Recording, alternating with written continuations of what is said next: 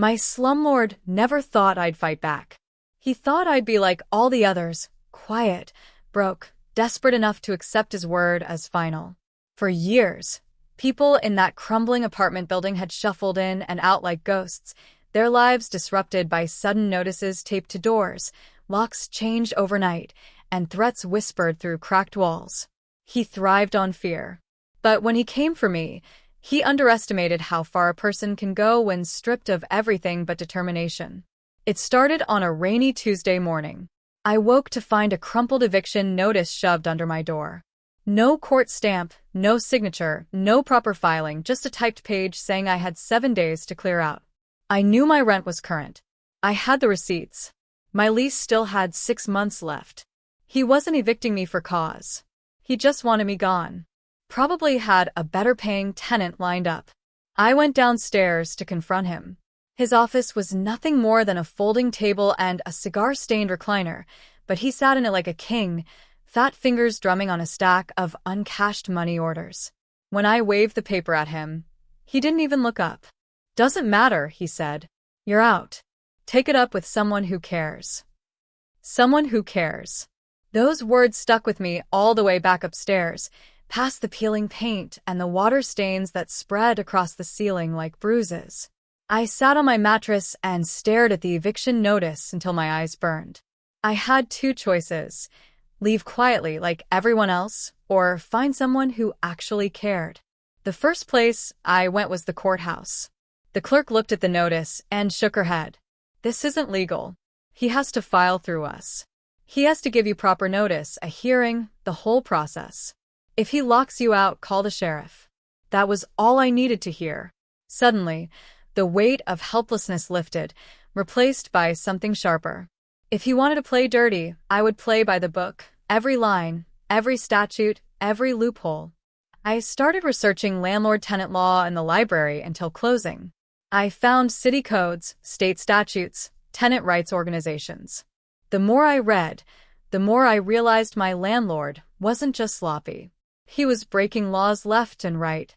Unsafe wiring, mold, no heat in winter, rent gouging, illegal evictions. It wasn't just me he was preying on. He had built an empire out of intimidation. I started documenting everything.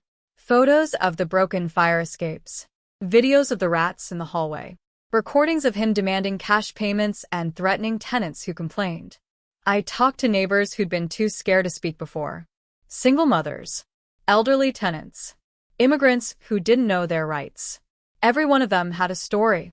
I gathered it all, piece by piece, until I had a case file thicker than a Bible. When he tried to change my locks while I was at work, I came back with a sheriff's deputy.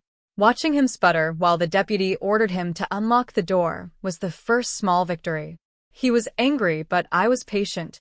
Patience, I learned, is the enemy of a bully. The real turning point came when I contacted a non-profit legal aid group. They agreed to represent me. Not just me, us. Together, we filed a lawsuit not only to stop my eviction, but to hold him accountable for years of violations. The city got involved when they saw the evidence. Inspectors came swarming in, clipboards in hand, cameras flashing. Every violation was recorded. Every unsafe condition logged. My slumlord sneered through it all, convinced he could outlast me with lawyers and loopholes. But he underestimated the law he had ignored for so long. Case after case piled onto his record. Fines stacked higher than his unpaid mortgages. By the time our suit reached court, he was drowning. I'll never forget the day the judgment was read. The courtroom smelled of dust and old wood, the kind of place where lives quietly change. The judge's voice was steady as she listed the violations, the illegal evictions, the retaliation against tenants. Then came the blow he never saw coming. His properties, including our building, would be placed into receivership. A court-appointed manager would take over. He had lost control. The building was no longer his. It was safe. Repairs began. Heat flowed again in winter. The rats disappeared. Tenants who had been driven out started returning, word spreading that the tyrant was finished. For the first time in years, the halls were filled with laughter instead of fear. As for him, the man who thought no one cared, He ended up sitting in that same recliner, staring at a stack of papers he couldn't bend anymore. He had built his life on breaking the law, and in the end, the law took everything from him. Me? I stayed. Every creak in the floorboards, every patch of new paint, every repaired pipe reminded me of the fight it took to reclaim what was ours. I wasn't just a tenant anymore. I was proof that even the smallest voice, armed with patience and persistence, can strip a slumlord of his kingdom. He tried to evict me. Instead, I took his building. And every night I walk through the front doors, I know exactly who won. The eviction notice felt like a slap, but the real insult was the smirk on my landlord's face when I confronted him. His name was Carmine Heller, but everyone in the neighborhood just called him the Hog. He looked the part, thick-necked, sweating through cheap suits, always chewing on something greasy. He had inherited a dozen crumbling buildings from his father and turned them into cash machines, squeezing the poor until they bled. When I stormed into his office, he didn't even pause the baseball game playing on his little TV. "You're out in 7 days," he said, eyes never leaving the screen. "I pay my rent on time," I shot back. "You can't just throw me out." His lips curled into a grin. "Sure I can. Watch me." For a moment, rage surged up in me, hot and reckless. I wanted to flip that table, tear up his papers, wipe the smugness off his face. But I swallowed it. If there's one thing I learned from years of being broke, it's this. Anger burns fast. Strategy burns slow. That night, I went back to my apartment and spread my rent receipts across the floor like poker cards. The building groaned around me.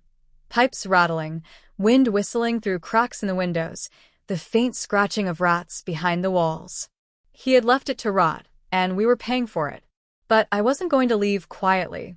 The next day, I went to the courthouse. The clerk, a tired-looking woman with horn-rimmed glasses, flipped the eviction notice over twice before sighing. "This isn't legal," she said. "He has to file a complaint. Then you get a hearing." "So, what happens if he changes my locks?" I asked. She gave a thin smile. "Then you call the sheriff. And he'll be in trouble, not you." Trouble. That word stayed with me. For once, maybe he could be the one afraid. I began gathering everything. Photos of mold growing like green veins across the bathroom tiles, videos of sparks spitting from the hallway light fixtures. I even caught footage of rain leaking through the ceiling, dripping into a neighbor's soup pot on the stove. Every defect was ammunition. The real breakthrough came when I met Rosa, the woman in 2B. She was 63, a retired seamstress, living alone on a fixed income. She had been too scared to say anything when her ceiling collapsed last winter. She pointed me toward others, families, old men, young mothers, each with their own horror story about Carmine. I wrote them all down. One by one, the tenants who'd kept their heads down began to lift their chins. When Carmine tried to lock me out, I called the sheriff, just like the clerk had said. The deputy stood in the rain while Carmine fumbled with his keys, red-faced and cursing. "This isn't over," Carmine growled as he yanked the door open. I smiled back at him, calm as ice. "No, it isn't. It wasn't just about me anymore. I wasn't fighting for one apartment. I was fighting for everyone he'd tossed aside." I filed a complaint with the city's housing authority, then another with the state's attorney general. Every agency that touched housing or tenants got a packet from me, stuffed with evidence. Inspectors started showing up unannounced. They found broken fire escapes, faulty wiring, asbestos in the walls. Fines piled up. Carmine tried intimidation. He sent guys to knock on my door late at night, muttering about accidents that could happen. I started leaving my lights on, recording everything, keeping witnesses close. The more he pushed, the more it proved my case. Finally, the nonprofit lawyers stepped in. They loved the paper trail I'd built. Together, we filed a lawsuit not just against my eviction, but against his entire operation. The court summoned him, and for the first time in his miserable life, Carmine had to sit on the defense side of the bench. I remember his lawyer trying to sneer at my evidence. "Your Honor," he said, waving one of my photographs, "this could be anywhere." I stood up. "That's my kitchen, taken 2 weeks ago." If council would like, we can all take a trip right now and see the mold still on the walls. The judge's eyebrows arched.